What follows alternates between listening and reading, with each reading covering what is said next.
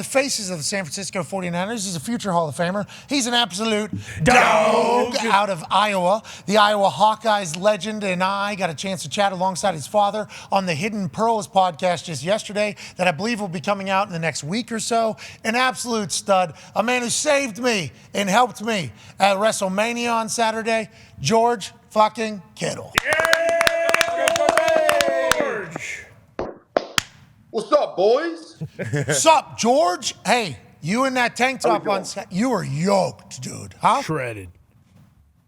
What? I'll roll it up for you. Jeez. Hey, are you always? I saw your dad. Your dad took it. Your dad took his shirt off and had a tank top last night on the Hidden Pearls podcast, and then we got to see him after WrestleMania. He's a strapping lad. Okay, have you always just been yoked, shredded, or are you like in peak shape right now that you've all like? What is? Because you are. It's got to be like 4% body fat. Oh God, 6'5", just fucking a monster, and he can move. Like, why are you the way you are, and have you always been like this? No, I was actually a small human being up until basically my junior year of high school. Actually, junior year of college, really, I had a 2-inch growth spurt. But like I was like 170 pounds in high school, 6'1". And then I had a growth spurt in college. I grew like 2.5 inches and gained 70 pounds. So that helped a lot. I'd say, yeah, because you still got that little guy athleticism, right? And then your body just kind of gets bigger and stronger and faster. Yeah, basically, yeah. So, I mean, I appreciate the 6'5". Combine got me in at 6'3" and 5/8.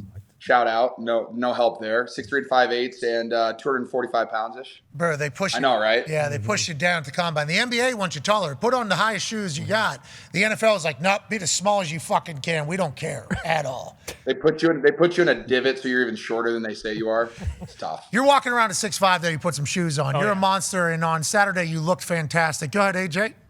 George, that's what I wanted to ask you about WrestleMania. Was it what you expected? Obviously, I thought you had an unbelievable performance. I mean, I think Miz might be hurt. I think he's legit hurt from what you have done to him and jumped around that ring, everything you were doing. How did you feel? Like, was it what you expected, I guess? Well, I mean, it was a wonderful experience. Like, WWE is one of the coolest companies I've ever done anything with. Like, their hospitality is above and beyond. They just treat everybody so well. The shows they put on are amazing. WrestleMania is one of the coolest experiences. Like, if you've never been to WrestleMania, if you don't even watch wrestling, WrestleMania is an incredible experience. Worth it. You got to try it at least once. You got to do it at least once. It's nuts. So that part was awesome. Like, I know me and Pat talked a little bit yesterday. You know, I've been pestering him for a while about, wanting to get in the ring, help him out if he needed anything.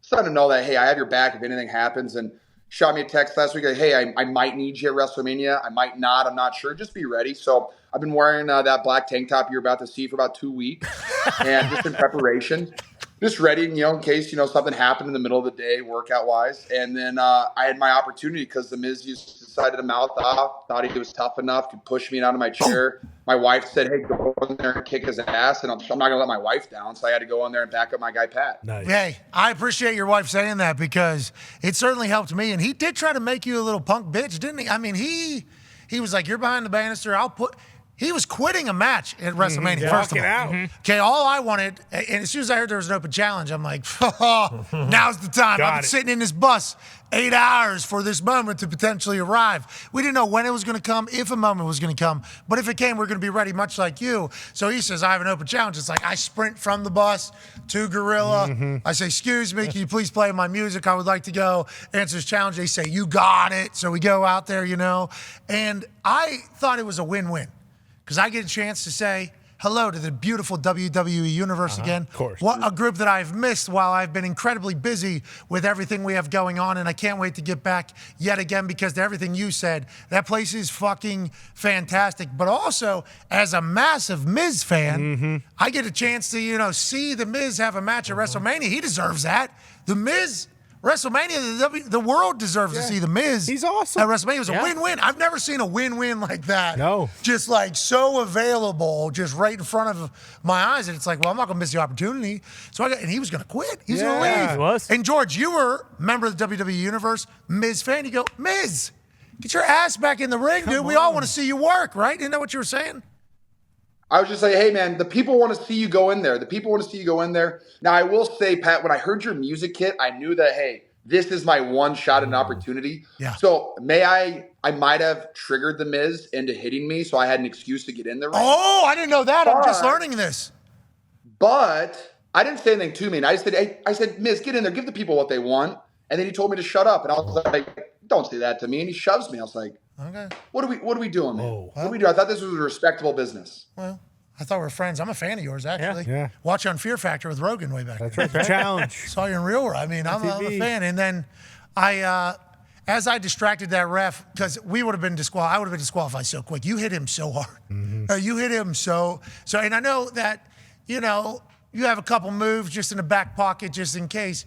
There was some the clothesline is not an easy thing, to really.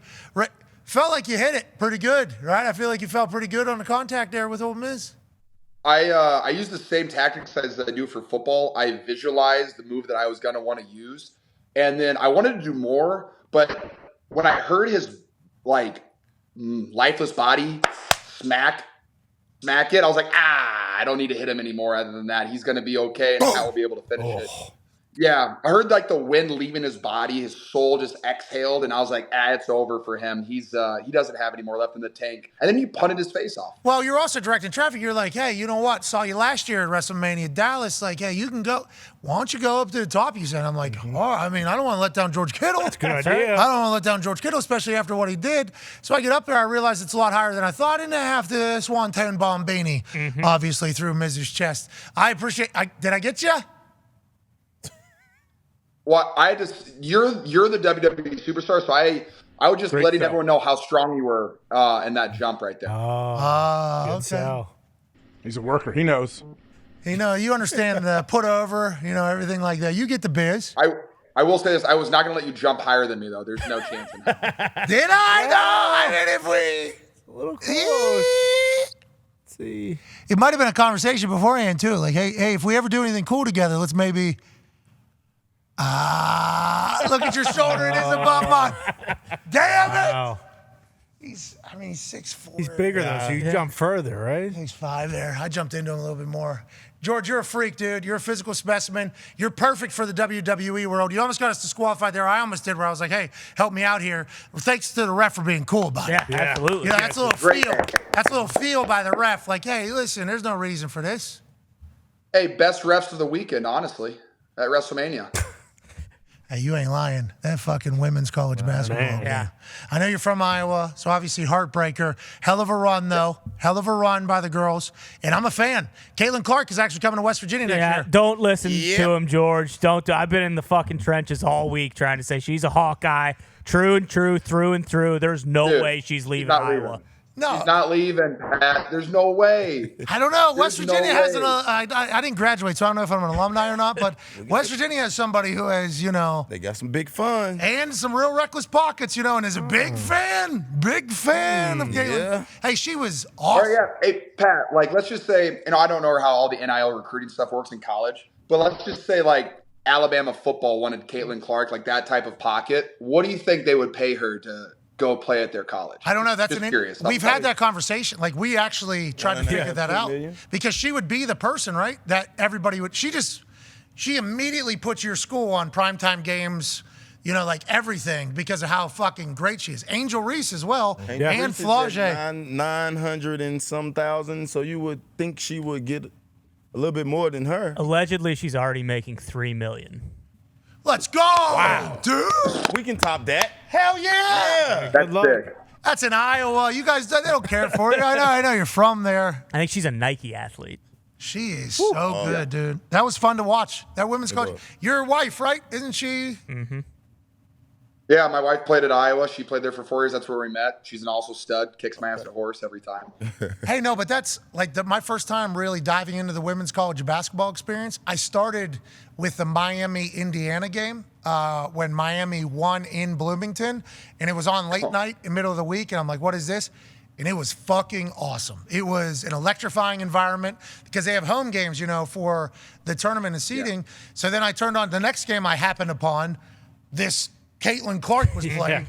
And I'm like, holy shit, she looks like that GIF where that one guy's at the Papa shot. Oh, yeah. Getting buckets. That's literally what she looked like playing. I'm like, this is awesome. And then you meet the LSU team, There's a girl on there that's a rapper who is a better rapper probably than anybody that's rapping right now. Unbelievable. In the business, and she women's college basketball was awesome the last couple weeks. I don't know if that's how it always is. I assume it is. You've kind of been in that world, I guess, George, with the wife.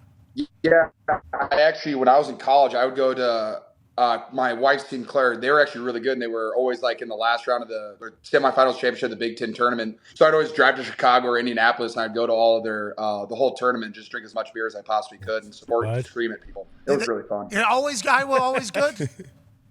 Iowa women's basketball is always good. They're always about they're always I would say like top 4 in the Big Ten, in my opinion. They've always been pretty talented. Hell yeah. Go ahead, AJ. George, you said you had a late growth spurt when you got in college. What was it like when you went from high school to college in that strength program? I know they have a crazy strength program there. That's what you guys do. You develop people. You develop players. What was it like? Was that eye-opening? Yeah, I mean, I went from, like I said, I graduated at 180 pounds. I got up to 195 before I got to college, and I was there for that first summer. It took me 2 years to get over 225, but that whole process of, hey, you don't you have to put in so many hours. Yeah, there I am, 180 pounds, signing my letter of intent. That was fun with my dad. Hold on, though. If you're looking at a puppy dog, you look at the paws, and it's this dog's going to grow. Big mitts. Look at your fucking mitts, dude. Did we know you were going to grow? Did we assume, or do you think that was it? Well, no. I mean, my dad he played left tackle at Iowa, so he was 6'4", 280. 285, and then my mom is a two-sport Hall of Fame athlete in the state of Iowa for high school, softball and basketball. So she's the freak athlete too. And so I knew I was going to grow into it. Just I didn't know when. And so I feel like I hit puberty at the age of 21, 23, somewhere in there. Just took me a minute. Well, I think it all worked out, and now that his wife is a women's basketball player. Hey, good on you. Shout out to Iowa, dude. Yeah. Shout out to fucking Iowa out there. Pac-Man has a question for you, George. Big bro, I mean, brother, how was the wrestling first? Because we had a conversation, I think it was Super Bowl weekend, about how geeked you was about it. Oh, dude, I mean, I don't get to go to a lot of wrestling stuff unless it's in San Jose during the season at a good time, or if it just happens to be rolling through Nashville. But when I can go to those experiences, it's awesome. Especially WrestleMania is planned out on my schedule at the start of the I know, hey, whenever WrestleMania is next year, I'll be there. Nothing can be scheduled that weekend. I'm going to be there as much as I possibly can be. Hell yeah. Like I said, it's just such a fantastic event. And one of my favorite moments of WrestleMania past. So last year when we were in Dallas, I played a playoff game in Dallas with the Niners. We beat Dallas in Dallas. Hell yeah. And that stadium was so loud. And then Stone Cold comes out and asks if he should be in a match. Give me a hell yeah. And I'm sitting down on the field because there's an extra 20,000 people because of that. It was the loudest stadium I've ever been in my entire life. I've never been anywhere like that. It's any football game I've been to, whether it's Seattle, whether it's Dallas. I mean, there's some great stadiums, but there was Kansas City's really loud. That was the loudest experience I've had on a football field was a WWE event. And that's why I'm addicted. I have to go back.